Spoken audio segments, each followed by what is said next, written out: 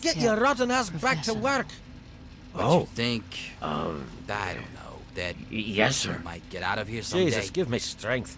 Another weekend, another Fallout Iceberg. This time, we're covering Fallout 3, and the amount of secrets, obscurities, and hidden things in this game is crazy. Just like we're doing with New Vegas, we'll be covering Fallout 3's icebergs in separate videos. They're not parts though, these are fully realized icebergs from the tip to the bottom layer. So consider subbing so you don't miss out on future icebergs, and if you're looking for more, then check out the channel. We already have Fallout 4 and New Vegas videos ready to go. Enjoy, guys.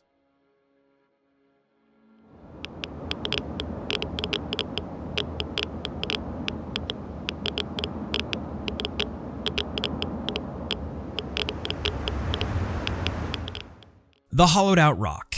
This thing looks like just another random rock sitting near Megaton. Easy to walk right past without thinking twice. But if you take a closer look, you'll realize it's actually hollow, and inside is a hidden stash of loot that's really helpful early in the game. The rock is located behind Megaton, and when you get close, you'll probably have to deal with a few mole rats or vicious dogs. On the map, it's west and just a bit south of the city's marker, about 3/4 of the way down the grid square. If you're struggling to find it, look for a rock surrounded by 3 smaller trees. They stand out because they're much shorter than the ones around them. Once you get in, you'll find some pretty nice gear. A sniper rifle with ammo, a stealth boy, and a note labeled as requested. Even if you decide to blow up Megaton, the hollowed out rock will still be there, though the trees will be gone. And the game is full of reused rock models, but this particular one is unique. You won't be able to find it anywhere else. I notice a lot of people are still surprised to actually learn about the rock to this day, but once you know, then this is usually the first stop. You guys definitely know the sniper that's holed up in the minefield. You'll usually see him during the Wasteland Survival Guide quests. What a lot of people don't know is that Arkansas has a whole backstory. As a kid, Arkansas lived in Ridgefield, which was home to a group of military survivors. That all changed when slavers from Paradise Falls raided the town and captured almost everyone. Arkansas survived, and over the years, he swore revenge. He came up with a plan. Spread rumors that Ridgefield has been resettled, hoping to lure the slavers back. When they showed up, he was ready, using sniper fire and landmines to wipe them out. After that, no more slaver raids came, and Ridgefield earned its new name, Minefield. You can meet Arkansas while exploring Minefield, and he plays a role in a couple of quests. The interesting part is that the slavers haven't forgotten about him. Eulogy Jones from Paradise Falls has Arkansas marked as a VIP target because they want payback. There is a way to also make him non-hostile towards you. All you have to do is enslave him with the Mesmetron. Then with a high enough explosive skill, you can take off the collar and he will be friendly to you from that point onward, even thanking you for freeing him. This is the only way to get him to not be hostile. Seems like an ass-backwards way of making a friendship, especially considering his background with the slavers. Most radio towers you come across are inactive when you first find them, but nearby you'll usually spot a small utility shed or a switch box you can activate. Once you power them up, the towers start broadcasting a signal, which you can then pick up using your Pip-Boy's radio. The crazy part is that a lot of these signals lead you to nearby locations, like crashed vertibirds, abandoned camps, or distress beacons, usually tied to some kind of loot stash or story. A lot of people miss these entirely because there's no quest marker pointing you toward them. Sometimes the signals are just creepy noises or vague distress calls, but a lot of the time they can actually be pretty useful. Just walk in a direction until the signal becomes more and more clear. Then you know you're heading in the right direction. Have you ever been to the Gold Ribbon grocery store found near the Jury Metro station? I'm sure a lot of people tend to miss it because it's just a random building kind of in the middle of nowhere. It looks like any other building with no interior, but when you do find it, there's a Rube Goldberg machine built within it. If you don't know what a Rube Goldberg machine, it's an overly complicated contraption designed to perform a simple task through a long chain of reactions. It usually involves things like balls rolling, levers tipping, or objects falling, all set off in a sequence to just do something basic like turning on a light or dropping an item. I'm sure you've seen them online. Inside the store, there's a pressure plate on the floor marked with arrows pointing right at it. When you step on it, you kick off a chain reaction. A log will swing down and knock over a row of boxes, which fall like dominoes. The last box lands on another pressure plate, triggering a pitching machine that launches baseballs, knocking over a pot, a bucket, and eventually a fire extinguisher. That extinguisher falls onto a bear trap, setting off an explosion that drops a bouquet of frag grenades into a gas leak. Once the gas ignites, the ceiling blows open and a skeleton comes crashing down, along with some loot. It's actually pretty cool to see. It is terrifying the first time you run into it because you don't know what the hell's going on, but now you know, so you should go check it out. The Chinese Remnants are a faction in the game. These guys are the last surviving members of a secret Chinese military operation that was set up in Washington, D.C. before the bombs fell. Their cover was a food factory called Mama Dulce's, which they used as a front for espionage and covert operations. Originally, the operatives worked under Captain Huang, blending into American society with fake names like Robert Whitman and Michael Smith. Behind the scenes, they were funneling resources and intelligence back to China while running the factory as a way to stay financially independent. But as the war dragged on, things started falling apart. Shipping costs went up, the operation became less sustainable, and the bombs dropped, ending everything. By the time you encounter them in the game, most of these operatives have either died or turned into ghouls, but a few still remain at Mama Dulce's and also Broadcast Tower KT8. They're still wearing their Chinese uniforms, and they're stubbornly loyal to communism even 200 years after the Great War. They're hostile, organized, and still fighting a war that's long since ended. Captain Huang that we talked about earlier is still alive and well. You'll also find him in the factory. It makes you wonder what they've been up to this whole time. Are they trying to find a way back to China, or just trying to survive? Either way, it's pretty wild though. LOB or LOB Enterprises seems like just another abandoned office building, but it's hiding a really shady history. LOB Enterprises wasn't just some corporate robotics company.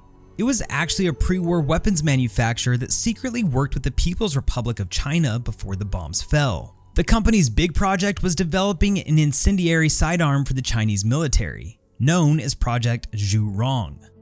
Their work led to the creation of the V418 Chinese pistol, a high-tech flame pistol designed for warfare. But as rumors about their dealings with China started to spread, the US government took notice. It turned out the enterprise was importing Chinese products through a company called Happy Liberty Imports, which was really just a front for Chinese operations. Of course, this raised a lot of red flags. Because of all the suspicion, the enterprise ended up under serious federal scrutiny. Their employees were even required to carry low-grade military weapons around the office every day and got basic combat training in case the government raided them or a nuclear war broke out.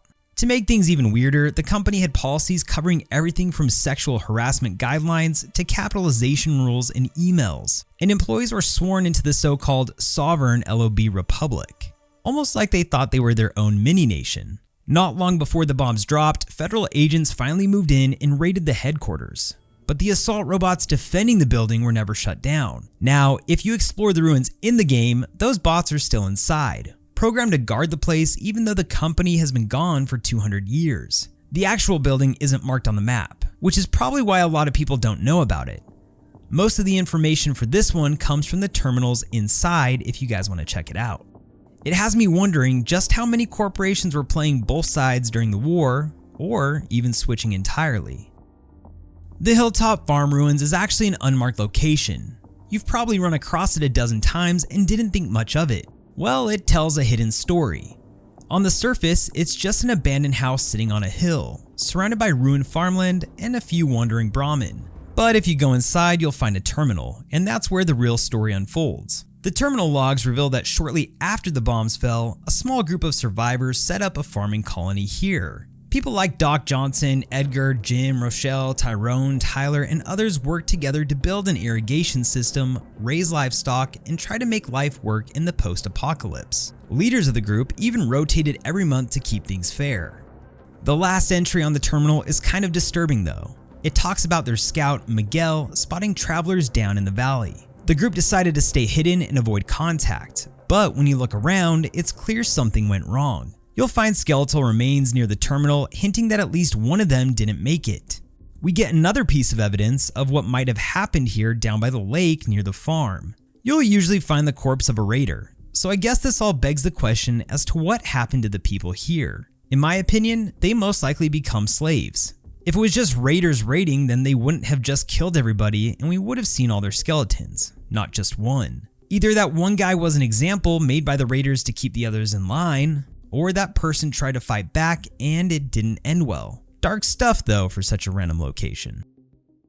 Shacktown is another unmarked spot that tells a little story. Shacktown is north of Jalbert Brothers waste disposal. It looks like a rough cluster of rusted shacks and broken down vehicles scattered across the hill. But then you go in and you realize something's off. Originally, Shacktown might have been a small settlement or a makeshift camp, maybe even a fallout shelter for survivors after the bombs fell. Over time though, it fell into ruin, and the people who lived there didn't survive unscathed. Thanks to the heavy radiation in the area, the villagers slowly turned into ghouls, and now they'll attack anyone who stumbles into their territory. There are 4 main shacks here. They're arranged loosely in a diamond shape with a couple of dead trees and collapsed structures between them. The ghouls have turned the place into their own little village, but inside the shacks are a bunch of horror scenes. One shack has piles of human skeletons stacked behind barricades of old tables, and another has a skeleton lying in a bathtub with a toaster between their legs. What makes Shacktown interesting is how it tells a quiet environmental story. There's no quest or dialogue, just subtle clues about what happened here. We don't even get any journals or terminal entries, so the theories about this place run pretty wild. Are the ghouls the ones who killed these people here? Or were the ghouls actually part of the group of people that did live here and the rest died of radiation? Why were they hiding behind barricades then? It's kind of a creepy ass place. What's even more wild though is the official game guide names this place the Wasteland Gypsy Village, which kind of tells me that maybe these people were nomadic maybe in some sense. But the survival guide is kind of wonky for this game, so take everything it says with a massive grain of salt. This has got to be one of the weirdest little mechanics in Fallout 3 and New Vegas. Tipping Brahmin. If you crouch down next to a Brahmin while unarmed and press the interact button, you can actually push the Brahmin over, which knocks it flat on its side. It'll flop around for a few seconds before it awkwardly gets back up like nothing happened. There's no repercussions for doing this. You won't lose karma, nobody gets mad, and no one will attack you. And if you keep doing it over and over, the Brahmin can actually die from the repeated tipping. Even then though, nobody cares. There's no hostility and you don't even lose any karma. And once it's dead, you can just loot it for Brahmin steak. In New Vegas, tipping Brahmin even ties into a hidden challenge called Knocked Up. Each time you tip one, it counts towards completing the challenge. In Fallout 3 though, you can only tip regular Brahmin. Pack Brahmin, like the ones loaded with supplies, can't be tipped over. But in New Vegas, they let you tip over any Brahmin you want. I didn't know that this was in the game until making this video. I don't know if it's actually useful information, but it's something you won't forget once you learn it.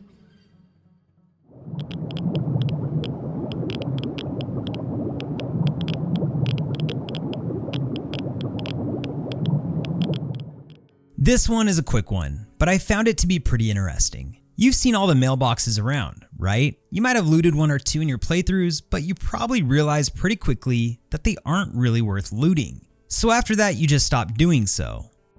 Well, there are some that actually have letters in them from Vault Tech to certain residents. There are 2 versions of the letter you can find. The first is an accepted letter addressed to a family named Mr. and Mrs. Gomez, congratulating them on being selected for entry into Vault 101. It lays out the rules and explains how they'll be contacted in an emergency and even mentions a free Vault Boy bobblehead they can claim. You'll find this version in a mailbox in Springvale, not far from Vault 101 itself. But the more common letter, and the more tragic one, is the rejected letter. This version tells the recipient that their family wasn't chosen for a vault, though Vault Tech was kind enough to keep their deposit and put them on a waiting list that would never matter once the bomb started falling. It casually suggests that they might want to relocate to places like Oklahoma or newly annexed Canada where spots are still available. You'll find a lot of these letters throughout the rest of the mailboxes within the game. It's a small thing that just gives the world a little bump of immersion, and I personally love stuff like this. Ruzka is a Yaogoi, basically a mutated radioactive bear, and she's the only Yaogoi you'll find in the entire Point Lookout DLC. You'll find her in a hidden little alcove in the far northwest corner of the map. But what makes Ruzka interesting isn't just where she is, it's who she used to be. Before the bombs fell, she was actually a circus bear, famous in Point Lookout for her ability to dance on a big red rubber ball. After the Great War, she somehow survived in the radiation-soaked marshes. Despite everything, she never let go of that part of her past. When you find her in the game, she's still playing with that same giant red ball from her old circus days. But this is definitely a if friend-shaped then why not friend situation. She will absolutely murder you if you go wandering into her den, apparently to everyone in the area for that matter. What's funny though is that Herbert Dashwood, the famous Wasteland adventurer, jokes that you're not going to find one of these babies balancing on a big rubber ball. Oh sweet summer child Herbert, how little do you know. This is another quick one. The Wasteland Recluse can be found at the Greener Pastures disposal site, which is a heavily irradiated old waste dump northeast of the minefield. He's inside a small shack near the center of the site. and dead, of course. Well, maybe, but we'll get to that. There's no quest tied to him, there's no dialogue or a direct explanation. For some reason, he chose this dangerously radioactive site as his home, possibly because it was abandoned and no one else would bother him. It looks like he died from radiation poisoning after removing his radiation suit inside the shack. Maybe he thought it was safe, or maybe he just gave up. Either way, his decision sealed his fate. Except that maybe it didn't. It's the way that things are supposed to go, but sometimes you'll come across him alive, and not friendly. It's a bug in the game where his body is set to respawn, so there's always a chance you'll come here and the dude will be alive and well again, unless you kill him. Did you know that there are two groups of hunters in Fallout 3? I'm sure you've run into them from time to time. You've probably assumed that these are the Wasteland creature hunters, and for the most part you'd be right. But there is another group, the Cannibal Hunters. Officially they're just called hunters in the game, but their actions make it pretty clear what they really are. A roaming group of people who hunt humans, kill them, and then sell their meat as strange meat. Yeah, it's that bad. You'll usually find them in groups of 3, kind of like a hunting party. There's typically a sniper or shooter armed with a hunting rifle, and the other 2 act as scavengers, gathering up meat and hauling it back. They're dressed in leather armor and are about as tough as your average raider, but it's their behavior that sets them apart. When you first approach them, they might actually be friendly, especially if they're standing around a fresh human corpse, sipping Nuka Cola and celebrating their recent kill. But don't get too comfortable. Once they finish drinking and start moving again, they'll quickly turn hostile toward you. While they're friendly though, you can even buy food from them. Ask if they've got anything to sell and they'll offer you strange meat, reassuring you with a laugh that it's the best kind around. They'll even toss in a free sample. Sometimes you'll even notice them chasing down fleeing Wastelanders, yelling stuff like, "Save me a drumstick." Save me a drumstick! Killing these hunters earns you good karma, and if you've got the Lawbringer perk, you might even find fingers in their inventory, further confirming just how twisted these people are. These guys are a pretty rare random encounter, and sometimes you miss the whole chasing the Wastelander thing, and then they just start shooting at you. So you might assume that they're raiders or something else. It is insane though. In Point Lookout, you can actually find a black box recording of an aircraft. You'll find it at the jet crash site, and when you play it, it's a recording of the pilot during the exact moment the Great War broke out. You hear him trying to contact air traffic control, getting nothing but silence as the bombs start falling, and ultimately crashing deep in the backwoods of Point Lookout. Throughout the recording, the pilot uses a lot of aviation lingo. For example, when he says prepping to pull the loud handle, he's talking about getting ready to use the ejection seat. When he reports low on state, he's letting us know the jet's running low on fuel. And when he says state 1 plus 10 to splash, that means he's only got 1 hour and 10 minutes of fuel left before he's forced to crash land. As the situation worsens, you'll hear him call out 8 cherubs, 5 cherubs, meaning he's descending from 800 feet down to 500 feet. When he says 3 green, that's confirming the landing gear is properly deployed. And 4 lights mean he's still got all the glide path lights in view, showing the correct color for landing. In the final moments, he activates an INS pinger, which is a beacon broadcasting the plane's inertial navigation system coordinates so rescuers could, theoretically, find the crash site. Though, of course, in the chaos of the Great War, no rescue ever comes. Aircom, we have multiple flashpoints on horizon. Come back. Air Command, USN 350 requesting landing vector. Have 0 ceiling visibility and low on state. Somebody get me a landing clearance. State 1 plus 10 to splash. Have 0 read on outer marker. This is USN 350. I'm blind out here. Attempting emergency landing over water. INS pinger active on distress band. Flaps up, descent to 8 cherubs. 3 green over. 5 cherubs, tree line up. Throttle easy on 4 lights. Prepping to pull the loud handle. I am Comrade Cheng, beloved leader of the people, shining servant of the community. Irving Cheng lives in Tenpenny Tower, and the first thing you'll notice about Cheng is that he calls everyone comrade. Even though he's surrounded by rich, snobby capitalists inside Tenpenny Tower, one of the most elitist places in the capital wasteland. His wife Tiffany clearly finds this habit embarrassing and uncomfortable, but Irving sticks with it, fully leaning into this communist persona. This whole comrade thing isn't random. It's a direct nod to George Orwell's 1984, the famous dystopian novel where all party members refer to each other as comrade, as a way of enforcing political equality, or at least the illusion of it, while Big Brother watches their every move. Cheng, in his own weird way, seems to be recreating that mindset inside Tenpenny Tower. And it doesn't stop with this dialogue. If you hack or access his terminal in his suite at the top of the tower, you'll find a file labeled Daily Affirmation. One of the affirmations inside reads, "Comrade Cheng is watching you." That line's a clear parody of Big Brother is watching you, the iconic phrase from 1984. It's like Cheng sees himself as the overseer or ideological leader of the tower, trying to install himself as a kind of communist version of Big Brother, even though no one else is playing along. Digging deeper into his background, Cheng actually claims he's the direct descendant of Chairman Cheng, the pre-war leader of the People's Republic of China. He's so proud of this supposed connection that he's embarrassed by his first name Irving because it doesn't fit his imagined lineage. He even writes in his terminal that his father was a high-ranking officer in the Chinese army and he dreams of founding a Tenpenny commune, a communist utopia right inside Tenpenny Tower. So whenever you head to the tower for your next quest, always remember that Cheng will be watching you. Are you mocking me, comrade? Sydney can be found during the quest Stealing Independence, and most of you watching this probably already know about her. When you talk to her to get to know more about her past, and you ask her about her father, she'll tell you this. I thought he was the best. My mom was long gone, so all we had was each other. He used to call me his little moonbeam. How sappy is that? But when I was 14, he vanished and left me all alone. Never even said goodbye. I cried for a week. Do I have to tell you what it's like for a young woman alone in the wasteland at that age? I don't know where he went, and I don't care. I just hope he got what he deserved, the son of a bitch. Thing is, she actually wasn't abandoned, and you can find her father in the game. He was a gunsmith and ammunition maker, and you can find his skeleton in the Statesman Hotel. Before his death, Sydney's father recorded a final message for her. A note calling her by her childhood nickname, Little Moonbeam. My dearest little moonbeam, I know you've been waiting to hear what happened to me. I'm sorry I left you like I did.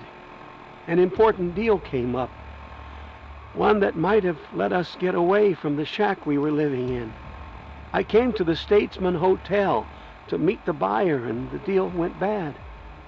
We shot each other, and now I think I'm dying. I won't make it out of this place. The ruins are crawling with super mutants. All I can do is record this and then hide up in one of the rooms. You're a strong girl, and I know you can use everything I taught you to survive alone. Please forgive me, sweetie. I only wanted to make the best for us. Daddy loves you very much. Goodbye. The truth is, he died in a deal gone wrong at the Statesman Hotel, and he never meant to leave her. What's interesting is that you can actually bring this holotape back to Sydney after she has told you her story about her father. She'll give you a unique SMG for doing so. What? Oh my God. That's his voice. It's really him. I can't believe you brought this to me. Oh, I don't know what to say, but thank you. Wait, here. Take my 10mm Ultra SMG. It's never let me down. Besides, I won't really need it anymore.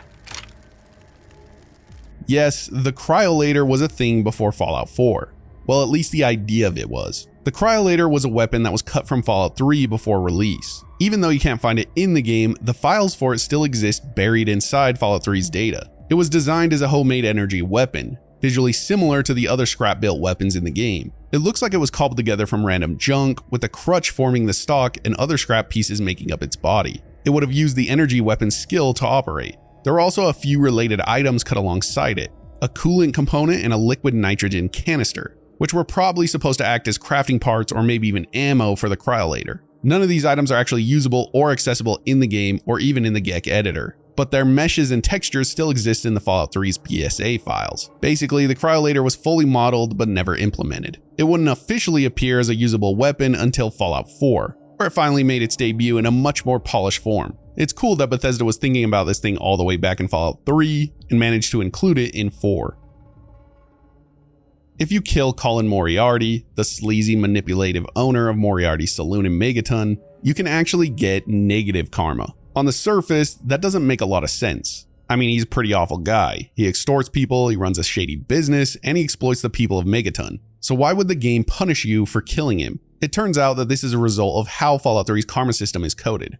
Karma loss or gain is often tied to faction reputation, civilian status, or character flags, rather than purely moral behavior. Even though Moriarty is morally questionable, the game still flags him as a civilian good NPC, meaning he's considered part of a neutral or lawful population of Megaton. In the game's logic, murdering him counts as killing an innocent townsfolk, even if he's far from innocent in terms of personality or actions. The karma system doesn't evaluate the morality of what someone's done.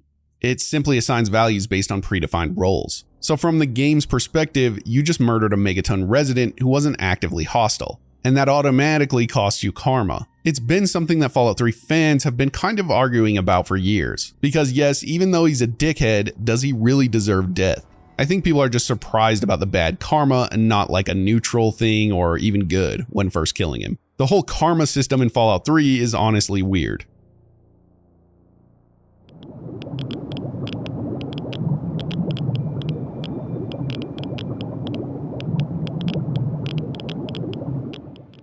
Unlike the ordinary trucks scattered across the map, this one stands out. It's a large transport truck with skeletal remains trapped inside. This truck, however, wasn't just hauling cargo. It was used by the US government before the Great War to transport civilians, people who were likely detained as suspected enemies or communist sympathizers during the pre-war era's growing paranoia. The fact that it's locked from the outside suggests these people were imprisoned, left inside with no way to escape. When the bombs fell, whoever was inside never quite made it out. They were left to die inside the truck, slowly suffocating or starving, sealed in their mobile cell. The internment truck is never directly explained in the game, and it's easy to miss or dismiss as background decoration. The crazy part is that you'll find a holotape in the truck called Intermittent Orders, and it reads the following. It has a list of people suspected of being these Chinese agents. Shows you just how far the government was willing to go during the end of the war. It's wild to realize that there were double agents working in DC. The Roach King is a unique NPC you can encounter in the capital Wasteland, living in a strange little camp called the Roach King's Throne. As his name implies, the Roach King has somehow befriended or tamed a swarm of radroaches, becoming their self-proclaimed king. He's widely believed to be insane, speaking in broken English mixed with weird insect-like noises. His dialogue lines that are found in the game guide are actually insane. Things like, key, first build throne, then take rocket. His mind seems totally consumed by his throne, his radroach companions, and his rocket-shaped toy, all part of his odd little kingdom. You'll find his throne northeast of Minefield and west of the Temple of the Union. It's a seat built from tires, an old dining chair, a clock, and a toy rocket playset, all scavenged by the Roach King himself. It feels like a child's attempt at royalty, with the rocket being a prized possession he worked hard to acquire. When you approach, he's immediately hostile, he has a minigun, and he defends that throne fiercely. He patrols his small territory alongside his radroaches, attacking any human who comes near. Also, he's not a set character. He can spawn in with several different appearances. The throne doesn't show up on the map, and the whole thing is very random. There was supposed to be another radio station in Fallout 3, the Tenpenny Tower radio. It was cut from the game though, before it released. But several lines of dialogue from Alistair Tenpenny himself were recorded for the station and were found in the files. They're called Tenpenny truisms, and I'll play some for you guys. Thank you for listening to Tenpenny Tower Radio Service, brought to you by Alistair Tenpenny. This is Tenpenny Tower Radio. You're listening to Tenpenny Tower Radio, the sound of progress. This is Tenpenny Tower Radio, music and inspiring talk for forward-thinking people. The poor man wishes for prosperity. The rich man makes his own. Never wonder for a moment if you're worthy of the benefits you possess. Rather wonder always if you have utilized them to their fullest. All men were created equal. Not all men remain so. The poor man wonders why he is poor. The rich man knows why he is rich. From what we know, Mr. Tenpenny was not going to be the DJ, but just had some quips that would be played here and there. The actual DJ is described in the files as someone trying to sound like a radio celebrity. So when the inevitable remaster comes, I think they should implement this whole thing. That would be amazing. This one's pretty simple, but it's been around a long time and it's pretty hilarious. Head to Satcom Array NN03D. And just northeast of the towers, there's a small door built into the rock. You're probably expecting this door to take you to some secret underground bunker or something similar to that. Open it up and you'll find a concrete wall behind it with the words FU scrawled across it in big green letters. Joel Burgess, lead level designer of the game, explained that this spot was originally made by either Daryl Brigner or Justin McSweeney during a last-minute push to expand the map toward the end of development. Later on, the team noticed that one of the doors didn't actually go anywhere. While they're all gathered around a computer trying to figure out how to fix it, Burgess suggested adding the FU graffiti as a joke solution. The graffiti itself was originally made by Nathan Perkypile, using his own handwriting, and it was first meant to be used in Vault 101 during the Trouble on the Homefront quest. It's become pretty iconic at this point. So right outside the entrance to Tenley Town Friendship Station, there's a little square with a monument that's actually a deep cut reference to Fallout's roots. It's a bronze globe with a rocket circling around it. And if it looks familiar, it's because that was the old Interplay logo. Interplay, of course, being the original publishers of Fallout 1 and 2. Fun fact, it wasn't always their logo. It originally showed up as the logo for GNN in-universe before Interplay made it their own. It's a nice little nod to the handoff of the Fallout IP from Interplay to Bethesda. The people at Interplay and the developers made an amazing world and games, and they deserve to be mentioned whenever Fallout pops up. We've talked about this before in other videos, and it seems to always surprise people that it exists. In Point Lookout, if you head underwater just south-southeast of the coastal grotto, and under this random buoy, you'll find the submerged T-Rex. It's literally a T-Rex skeleton chilling at the bottom of the water. Next to it, there's also a human skeleton with a lever-action rifle, plus a couple of ammo boxes and a locked safe. There's literally no reason for a T-Rex skeleton to be down there. Fallout's world has all kinds of bizarre stuff, but a full dinosaur skeleton randomly sitting underwater in Point Lookout? That's getting a little crazy. It doesn't connect to any quest or lore or in-game explanation. It's not part of a museum or a dig site, it's just there. Obviously, it's just an inside joke or a funny Easter egg from the devs, but an in-game lore explanation feels impossible. Maybe it fell off a boat, who knows? Or we can go for the classic and just blame the aliens. That seems to always work in Fallout. Oh, hi there, I'm Bittercup. Bittercup is honestly one of the stranger NPCs in Fallout 3. You'll find her in Big Town, and Bittercup stands out immediately. She's got this over-the-top goth persona, obsessed with death, darkness, and of course wearing black. She spends more time worrying about her eyeliner than guarding the town from super mutant attacks, which kind of annoys the other residents. But no one really confronts her because, well, they've got bigger problems with raiders and mutants trying to wipe them out. Super mutants won't leave us alone, carried off some of our friends during the last attack. Through her dialogue, you'll find out Bittercup's been romantically involved with pretty much every guy in Big Town at some point. She mentions dating Pappy, but dumped him because she thought he was lying to her. I was dating Pappy then, you know. I got here and he was like, Big Town will be safe. Then she got with Flash, but he ended up snapping because he couldn't handle her constant teasing. And then it gets kinda messed up. She claims she dated Time Bomb even though he doesn't remember it. Why? Because he was literally in a coma after getting seriously injured. So yeah, Bittercup might have been hanging out around him while he was unconscious, thinking they were together. But here's where it gets interesting. If you talk to Bittercup in the right way, which basically means if you lean into her whole dark, misunderstood vibe, she'll ask if you're dating anyone. You're not, seeing anyone right now, are you? If you play along and tell her nobody understands you either, she'll instantly want to start a relationship with you. Once that happens, she'll officially call you her boyfriend or girlfriend. Once you're dating Bittercup, you can check in with her every in-game day and she'll give you a random item as a gift. It could be something useful like Radaway, Med-X, or a stim pack, or it could be food like crispy squirrel bits, Nuka-Cola, or Blamco mac and cheese. Sometimes she'll even hand over ammo, such as 10mm rounds, shotgun shells, 308 rounds, you name it. She keeps giving you stuff every day up to about 30 times and then she stops. After that, she goes back to her normal dialogue and won't give you any more items. It's technically an unmarked quest called Bittercup Ruineth Over, and it's easy to miss if you're just blasting through Big Town or skipping dialogue. Anyways, go get your girl in Big Town. Just don't be surprised if she switches up on you quick. If the mutants get you, come back and haunt me. Okay, here's a weird one you probably didn't even know existed. The Nuka-Cola Quantum Addiction. Yeah, it's a real thing.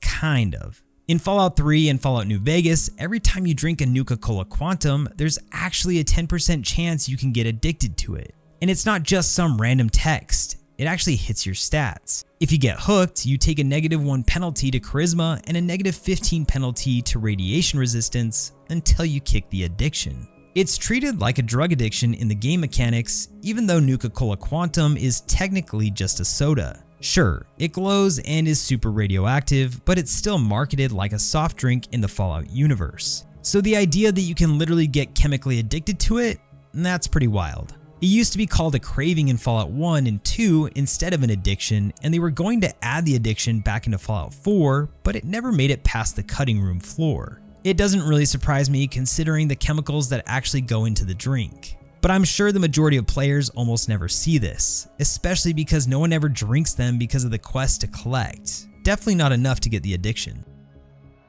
So normally Fallout 3 starts you off being born in Vault 101, and then it time skips to different ages. First as a baby, then as a kid, and finally as a teenager when you actually start playing properly. But because of how the game loads these sequences, you can actually break out of the nursery during the baby segment. When you're playing as a baby, your movement is super limited. But if you save your game at the right moment and then load that save and start rapidly pressing forward, the game will bug out and let you clip through the baby gate or the walls. Once you're out of bounds, you can wander around the unfinished sections of Vault 101. And with enough careful maneuvering, you can actually make it to the door that leads outside. The game technically isn't supposed to let you leave at this point. You haven't triggered any of the story flags and you don't even have a Pip-Boy yet. But thanks to the glitch, you can bypass the normal restrictions and walk straight out into the capital Wasteland. Still as a baby. Once you're outside, you're stuck in baby form permanently, unless you use console commands to change your character's age. You can't equip weapons, armor, or interact with a lot of things because you're still technically flagged as the baby version of the Lone Wanderer. But you can explore, walk around the wasteland, talk to NPCs sometimes, and even trigger some quests. It's super buggy, and the game will occasionally crash or softlock, but it's a surreal experience. Some NPCs will talk to you like you're a normal adult, while others won't react at all. It's one of those iconic Fallout glitches that really shows how flexible and broken Bethesda game engines can be. Plus, I want to give a shout out to Mitten Squad for discovering this ages ago. I don't know if he was the first, but he definitely made it hilarious and iconic. He has an amazing channel. Rest in peace.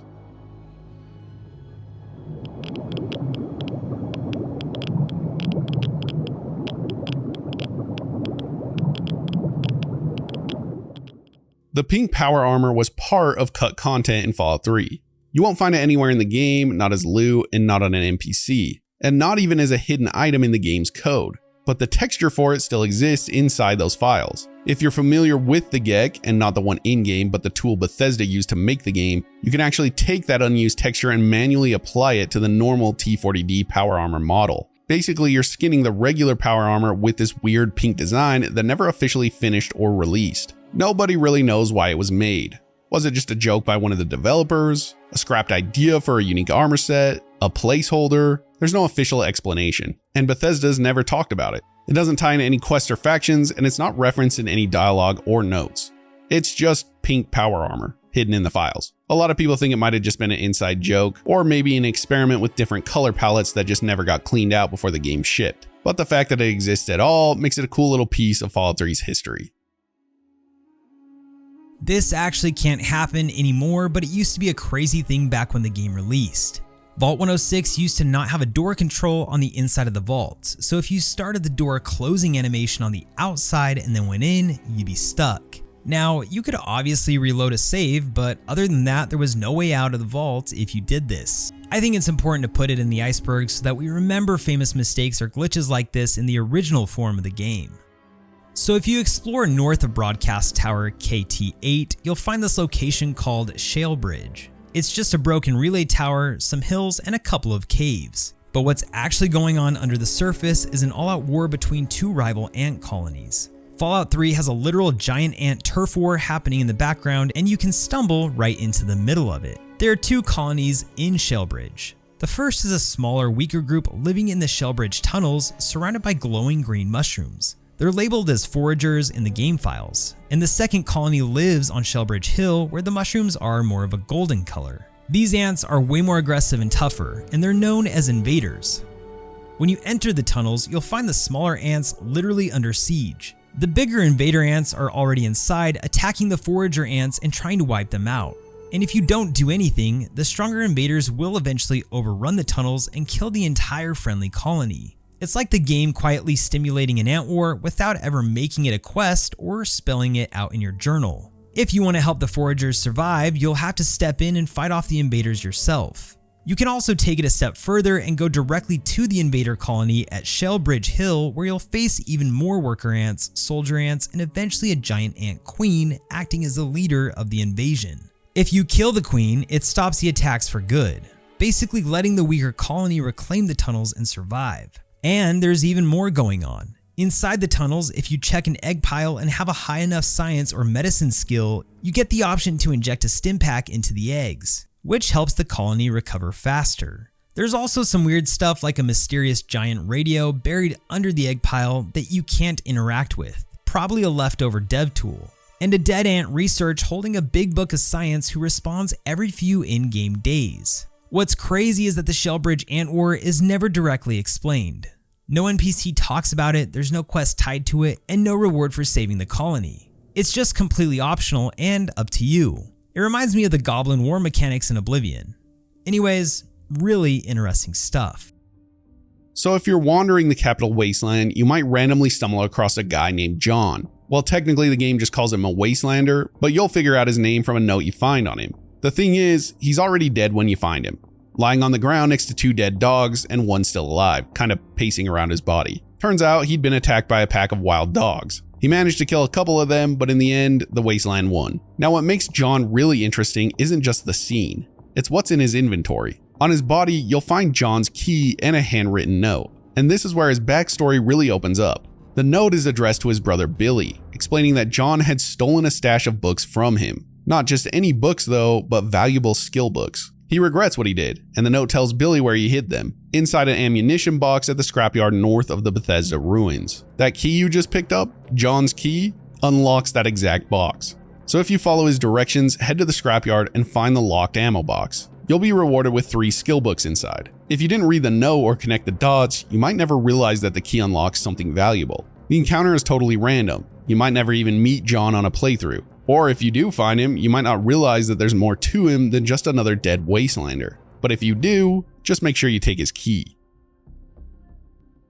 When you explore Vault 87, the place where all the super mutants in the capital Wasteland were created, you'll find these twisted corpses locked inside a containment cell. I'm sure you've seen them before, or at least in a million thumbnails. They're called failed FEV subjects. Basically humans who didn't survive the forced evolutionary virus experiments. They look like half-formed super mutants with green skin, bloated muscles, and bones literally bursting through their flesh. And they have massive tumors growing out of their necks and shoulders. They're wearing shredded Vault 87 jumpsuits and they just lie still. They're already dead. But it was apparently going to be a lot worse than some failed projects that were dead. They were originally meant to be enemies. According to the game files, these things weren't just set dressing. They have full special stats coded in. They've got dialogue from the super mutant voice lines, and they even show up as hostile red dots on your radar if you resurrect them with console commands. But in the final version of the game, they're just dead, frozen in place. It's like Bethesda planned for these failed experiments to roam the vault as broken, mindless mutants, but then they scrapped the idea late in development. And honestly, that's probably for the best, because the lore behind them is horrifying.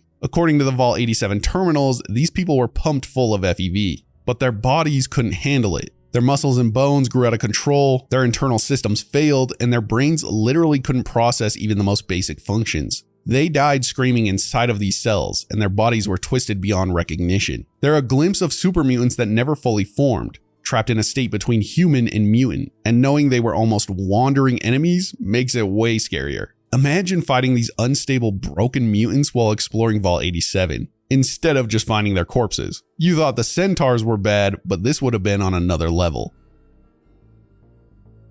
If you head out between Vault 106 and the VAPL58 power station, there's this random overlook with a broken down motorcycle sitting next to a metal box. Inside that box, you'll find a holotape labeled Patrick's Farewell. And once you read it, you realize you've just stumbled onto something really personal and really sad. The holotape states, "Hey there, Tabby Cat. I know this wasn't fair to you. I'm sorry. Everything you've done for me since Anchorage, you were the best chance I had at making a normal life again, but I just don't think it's possible for me. You deserve a life of your own. Tell Mikey the bike is his when he gets his license next summer. She'll need a new coil soon, and I'm also leaving the commie pistol. Please take it to Dad. He'll want that. Everything else I leave to you. I know it isn't much.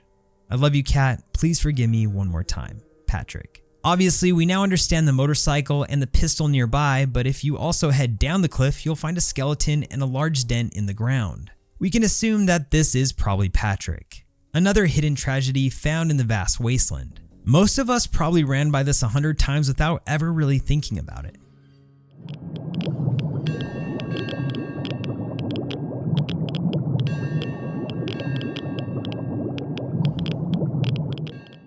Every Fallout player knows the rush of choosing skill, deciding your strengths, weaknesses, and the kind of survivor you'll become. But did you know Fallout 3 almost had another skill entirely, one that just barely didn't make the cut? The throwing skill never officially made it into Fallout 3's gameplay. This skill quietly remained hidden in the game's resources, invisible to players but embedded within the game's code. Imagine specializing in throwing knives, grenades, and other projectiles, skillfully taking out enemies from afar. Unfortunately, this possibility was never realized. And strangely enough, one NPC class, specifically the Enclave Big Gun soldiers, still had throwing tagged as one of their skills. But without corresponding items or weapons to match, it was unused. But the iconic Vault Boy image created specifically for throwing didn't entirely vanish. Some of you might recognize it from question 4 of the GOAT exam and a little into what could have been. Eventually, this lost skill found new life elsewhere. The exact editor slot and form ID originally reserved for throwing were repurposed into Fallout New Vegas' survival skill. Additionally, the once forgotten throwing icon found a second chance as the symbol for the popular Heave Ho perk, aiding us in tossing grenades further and faster. Imagine this. You're hiding out in some ruined shack, low on health, and you've just barely managed to slam the door shut behind you. You think you're safe, and then the doorknob starts turning slowly. You open up your Pip-Boy just in time to hear the door creak open, and towering in the doorway is a Deathclaw. So yeah, Deathclaws can open doors in Fallout 3 and New Vegas. And it's not just a random AI behavior. It actually lines up with the lore that goes way deeper than most people realize. It's this deep on the Iceberg because of the story around the whole thing. When people first started playing Fallout 3, even to this day, they're genuinely surprised when they think they're safe in a room and the door opens up to a Deathclaw. People would post about it everywhere and were shocked at the notion. See, Deathclaws aren't just mutated killing machines. They're apex predators, yes, but they're also intelligent. Their massive clawed hands are surprisingly dexterous. In the older top-down Fallout games, Fallout 2 specifically, there was even a society of intelligent Deathclaws. They could speak, reason, and even coexist with humans in a small town. They were wiped out, but at this point, their intelligence isn't new. It's baked into the franchise's DNA. So when you see one calmly opening a door instead of smashing it down, it's not just some lazy AI shortcut. Okay, well it probably is, but it's actually consistent with the lore. On a gameplay level, it's also a bit of a technical compromise. The Fallout 3 and New Vegas engines couldn't really handle the fully destructible environments, so smashing down walls or breaking doors wasn't an option. Having Deathclaws open doors was a simpler fix, but the devs could have just made them path around or ignore the doors. They didn't. They made them open them. And that decision adds this almost unnerving intelligence to what's supposed to be a beast. And let's be real, the idea of a Deathclaw deliberately opening a door to get to you is way more terrifying than one just barreling through a wall. It's like horror movie logic. It's not the strength, it's the intent that makes it scary. Nowadays, this probably doesn't surprise many of you, but back then, it was a big topic of debate.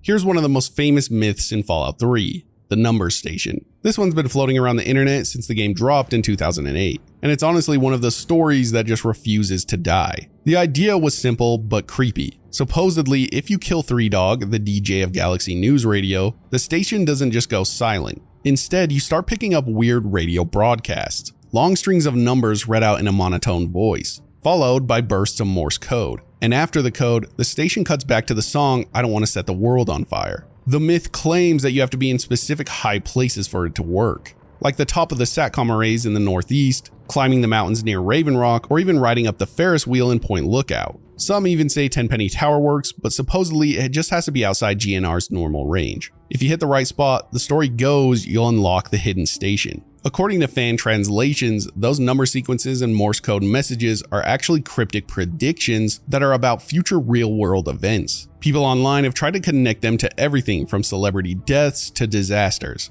making it feel like Fallout somehow predicted the future. In reality, it's all creepypasta.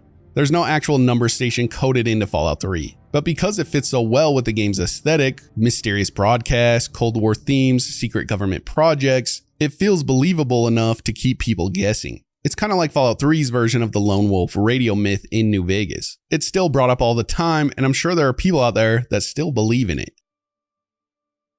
Oh, look. Another one of your pampered vault assholes. You might think Jericho's just another rough around the edges resident of Megaton. Yeah, he's a washed up raider, but hey, it's the Wasteland. Plenty of people around here have shady histories. But if you go snooping through the terminal in the bar, you'll find a log entry that maybe makes Jericho look like a different kind of Wasteland monster. In the terminal, it writes that Jericho tried to slip Jenny Stahl some of the old gun barrel while she's yelling no. It's worded like typical Fallout dark humor, but the implication is far darker. The fact that maybe Jericho tried to assault Jenny Stahl. It's also stated that Jericho's lucky the gun didn't go off. And this line could be taken two different ways. Maybe it actually was a gun, or maybe it was Jericho's little pea shooter. This incident is never directly brought up in dialogue, and Jenny never talks about it. Jericho never references it, and it's just hidden in the terminal log. Left there for people who bother to read the dirt collected on the townsfolk. And once you know it's there, it completely changes how you see Jericho. It's pretty vague, so it's tough to say if this is what Bethesda intended, and maybe they left it that way for a reason. But it definitely got people talking about it. I do miss it sometimes. It's a life of freedom. A lot of you have heard about the testing cells that can be accessed in most Bethesda games. But Fallout 3 has a little bonus cell Bethesda used during development. It's literally just a blank room where the devs could spawn in robots and move them around and then test how they worked. Think of it like a robot sandbox. You'll find all kinds of robotic enemies in there. Mr. Gutsies, Protectron, Sentry bots, you name it. The developers use this space to make sure their animations, AI, and attacks were working before dropping them into the actual game world. This area wasn't meant for players at all. It's purely a tool for testing. But thanks to mods or console commands, you can teleport yourself there and mess around with it.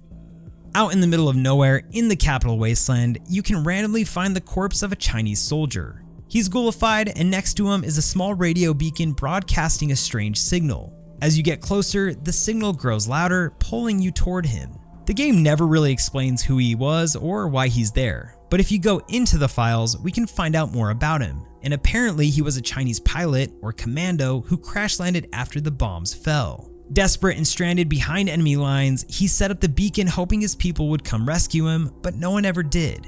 He died alone, his signal endlessly looping into the void. The beacon's unused subtitles even include the word Mayday repeated 3 times, showing that he was calling for help. But weirdly, that message never plays in game, and the radio just broadcasts something completely different. It's like part of his story gets lost in development, leaving behind only fragments that they kept in.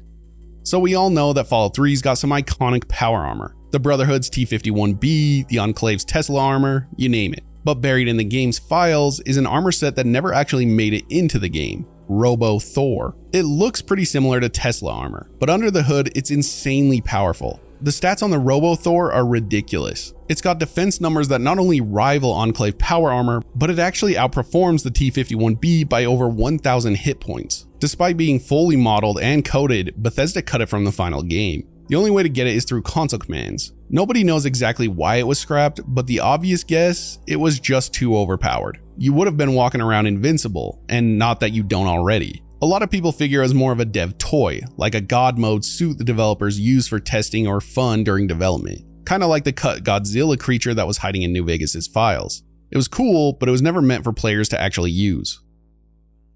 So allegedly, there was once an option to eat baby Marie in the pit. It sounds insane, but you'll meet a lot of Fallout fans online that will die on that hill that it was an option. There's debate as to whether this was simply a mod or content that once existed in the game, but then was later patched. We did research into this and found that players were fairly divided as to whether this was some type of Mandela effect, or if it was a mod the entire time and the community is just misremembering. I don't recall this being an option back in the game when I first played it all those years ago, and I don't see it in the game today, but it is weird that so many people remember playing it in an unmodded version. Interrogation Log is a cut holotape from the final version of the Fallout 3 add-on Operation Anchorage. It can only be found in the GEC. But the short summary is that the interrogation log would have given us additional context to the mutilated Gary that we find in the Brotherhood Outcast lair. They were apparently trying to use this Gary's Pip-Boy to enter the Anchorage simulation. It didn't work. Listen to the holotape. Gary? Listen, son. I know Marilla was rough on you. I'm sorry. I really am. Gary? And Gary? Right. You can drop the act now. I'm not here to hurt you. Gary? Look, just remove the Pip-Boy and we can part ways. Gary! Gary! You know what? Fuck this. Hand me that saw and turn off the recorder.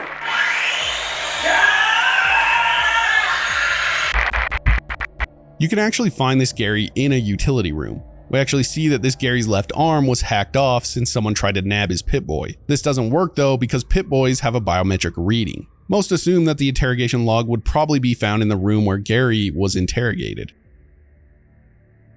This is a mini text adventure game that can be played on a terminal in Hubris Comics and was programmed by the Hubris Comics software division. It is your basic classic text adventure game with simple commands like inventory, go north, or look around, giving us players a step back in time to an era where imagination and type commands ruled the gaming world. The player begins their quest equipped modestly with only a rusty sword and a drinking flask standing upon an expansive plain.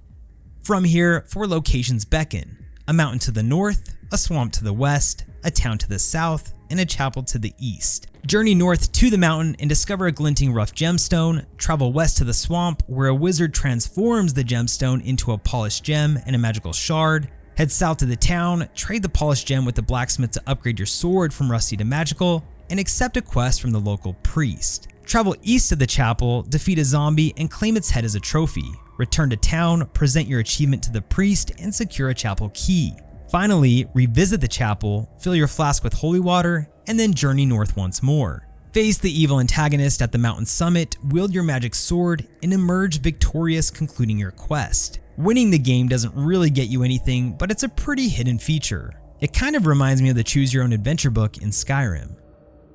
This place isn't on your map, it's not part of any quest, and it was never meant to be seen by players. You can only get to it using console commands, and on the local map it's just called Abandoned House. But behind the scenes the file name says more. It's a dummy cell, which basically means it was a test area for the devs. But going here feels weird. It feels like a liminal space if you guys are familiar with that term. What makes it so creepy is just how empty it feels. The layout looks like it was meant to be part of Megaton, maybe even a version of the Lone Wanderer's house, but it's stripped of all life. The walls are blank and there's no decoration, no clutter, nothing that makes it feel lived in. Just a single chair sitting awkwardly downstairs and a lone bed upstairs. That's it. It was likely used during development to test things like lighting, object placement, or interior design without any distractions. Think of it like a blank sketch pad, but instead of being deleted, it just stayed buried in the files. We have a lot more to cover in Fallout 3 and future Icebergs, so make sure you sub and stick around so you don't miss those. If there's something you'd like us to add to the next Icebergs, let us know in the comments. Remember guys, enjoyed time is never wasted time, and we'll see you in the next.